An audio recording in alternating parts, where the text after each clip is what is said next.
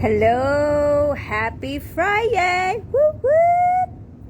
Feeling generous today as I was up and about enjoying my Friday. So one of the things I got to do today was to pick up my daughter from her play date. Well, sorry, not a play date because she's 12 now, and God forbid she hears me use that word. She'd be like, so embarrassing, mother. Like, come on, get your shit together. It's not a play date, it's a hang. I don't know what they call it nowadays, but anyhow, same thing. Sleepover. Yeah, that's what it was. It was a sleepover. And so I went to pick her up, and on my journey from picking her up, getting food, and doing everything that got me to here to this live right now, I gave money to people who were asking for it. And I typically do. That's something that I do, even if it's like the last dollar bill in my purse, that I give it away. And it's not that I have the money to give away, it's just that I have the money to give away. So what I do is give it knowing that they need it more. They would appreciate more that dollar, that little $1 bill, than I was having it sit in my purse. So anyhow, I was getting gas today, and I had a guy approach me. And he said, hey, he pointed to his car, which was like a beat up little car, which, you know, was it really his car? Was it the car he normally drives? Maybe, right? Like, I like to think that was what he told me, that's the truth. And so I was so in what I was doing, like going through my list of things to do. I had already given some money away before that to somebody. That was so busy like arguing with another person, this first person that I gave money to, that she didn't even say thank you or anything. She was just so busy arguing with this other woman who was telling her that she was part of the cartel. And it was interesting, like the woman who was panhandling looking for money was egging her on, like, why don't you tell me? Talk. Why don't you want to talk? You think I'm part of the cartel? I'm like, you know, just somebody thinks something of you that's not true, just let it be. Like, why push the buttons? If it's not true to you, like, why do we do that? Why do people want to be right and argue? Like, you're giving away your power. Do we know that that's what we're doing? Giving away our power every time we allow someone's narrative to trigger us? That's what we do, like, technically. So don't stop giving your power away, first of all. Stop trying to fit in, also. That's not serving you. Fitting in is not serving you. It wasn't serving me. Trying to people please, making sure that I don't say certain things, or I say certain things that I think they want to hear because I don't want to hurt their feelings. And the truth is that I was actually hurting myself, my integrity, my health, my physical health. Because energy can't lie. I can, my words can, but my energy cannot lie. So I was going against my integrity, my truth, and I was not being aligned with my core values. And what started happening for me was that I started noticing that I was not feeling well. I was getting sick. Maybe a mouth sore would come up. Maybe my throat would start to hurt, or I'll get sick. What have you, you know? And one thing that I learned was that I was my worst critic. Can you relate? Like, do you talk to yourself in the light that you talk about other people or of people? I think we talk worse to ourselves when no one's listening, because we're here, right? No one can hear us here.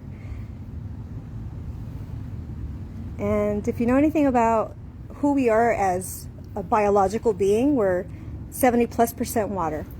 Water holds memory.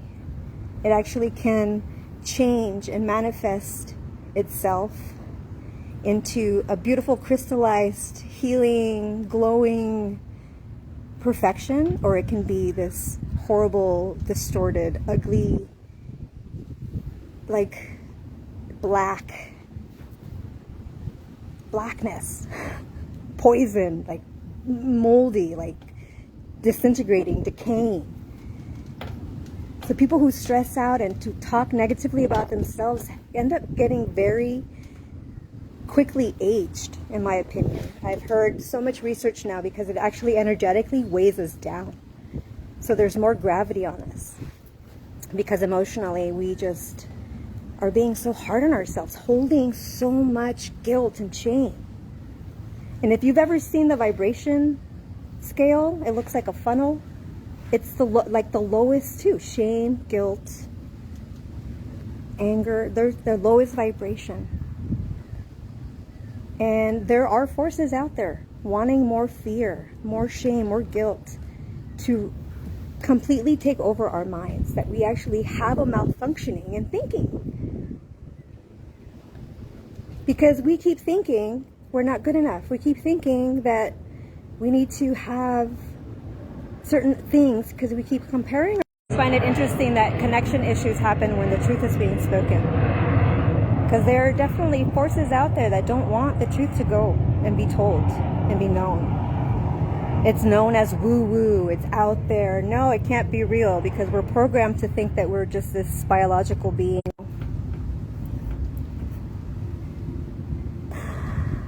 Oh, this is hilarious to me.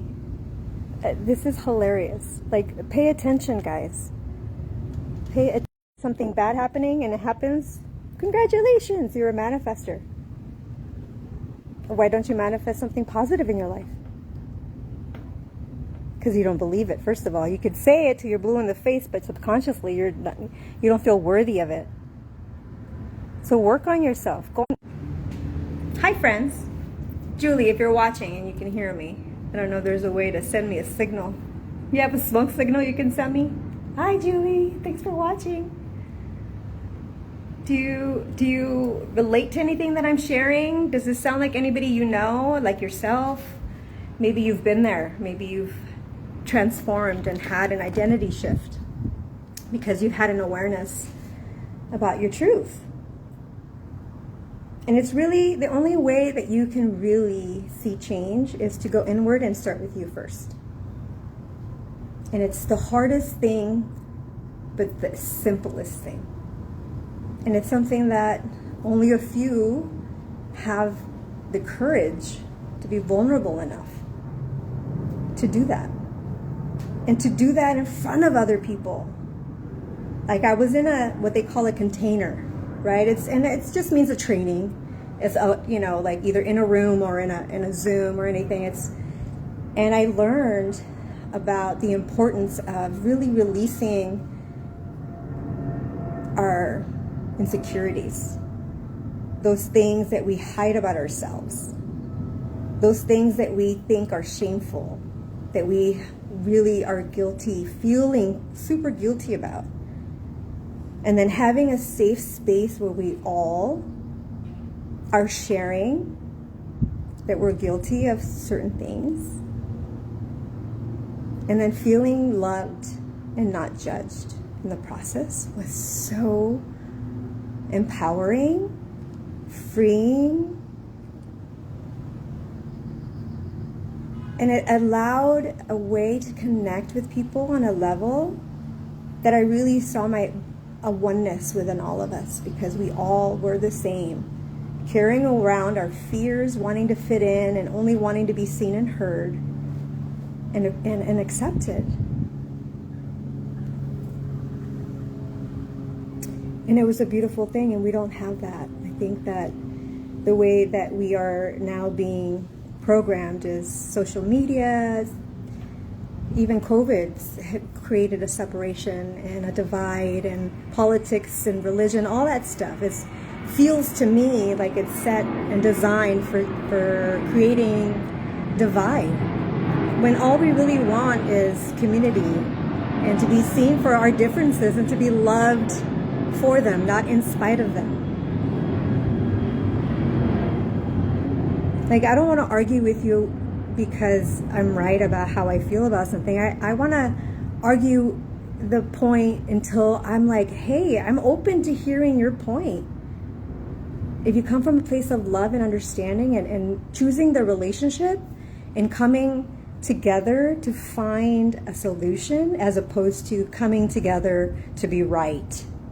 And you're going to argue till the bloody death, to where you're like, fuck you, you don't deserve me because you don't believe my way or the highway. It's not where love lives, and it's not where the truth lies either. Like, thumbs up, Julie, if you agree. Because, yes, I can be right or think I'm right because it's a belief that was programmed in me. But is it really like what resonates true in my heart? Like, no, there's many answers and solutions to a single problem. There's many different angles that you can approach and come from. And it's just about being open and listening and finding that bridge and that path that you can all come together. Where you can all come together as opposed to shooting each other apart or building the walls and saying, I'm done with you. Like, I heard Teal Swan say recently, like, the one thing humanity could work on is falling in love with itself again. Falling in love with humanity. And I want to take it a step further and say, let's fall in love with ourselves again. Like, we can't fall in love with humanity until we fall in love with ourselves, because when you fall in love with yourself, you realize that everybody else and everything else is a reflection of you. And you're connected as oneness, as energy, as a consciousness. And people can agree or disagree, but it's not about that. It's just, for me, that's what resonates true. Because I've done the work for me to go inward and listen. Because the answers are always there if you're asking the right questions and you're waiting and to hear and not to question. And trust. Surrender to it. Trust that the messages are there when you ask. Nature is all around us. Our guides are all around us. Your God, however you describe your God and whatever name it has for you, comes from the consciousness that we are all made of the same likeness. So if that's the case, I consider myself superpowers, like God-like powers. I mean, we have the God DNA. Like, I've heard many people say now and describe that junk DNA is where God lives in some places. It's the all-knowing consciousness. It is what we are and who we've forgotten we are.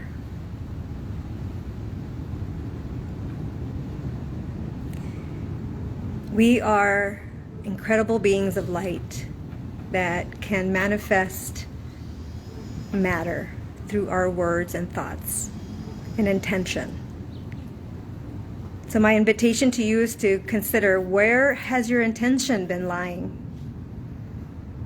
Is it to one-up everybody, or is it to raise everyone up with you?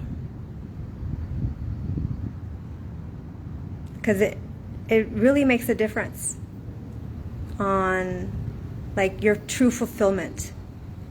True fulfillment lies when you're of service, giving to others your gift. And there's actually so much abundance and generosity that comes with that are gifted to you, because the universe wants more of that. The spirits want more of that. Our humanity is desperate for more of that. So come from a place of give to give. Win-win. And I promise you, you'll start to see things be synced up. Synchronicities lining up for you, and opportunities and windfalls and things, and open up for you. But your true intention and your vision first has to be that you're worthy enough, because you matter, for you to choose you first. And when you can do that and you can love yourself, you can truly love and give of yourself to others when your cup is full. So I invite you to choose you this summer. It's already mid-June, guys. Mid-June 2024. If we don't start to really wake up to what's happening, we might not have the freedom that we think that we don't have now, that we say we have, that we don't really have. I love you all, and I remind you to just be kind to yourself and others. Keep those energies flowing, and be authentically true to you, but come from a loving, compassionate space of oneness and unity for love and the greatest good for all. Till next time, be well, my friends. Mama Rita out.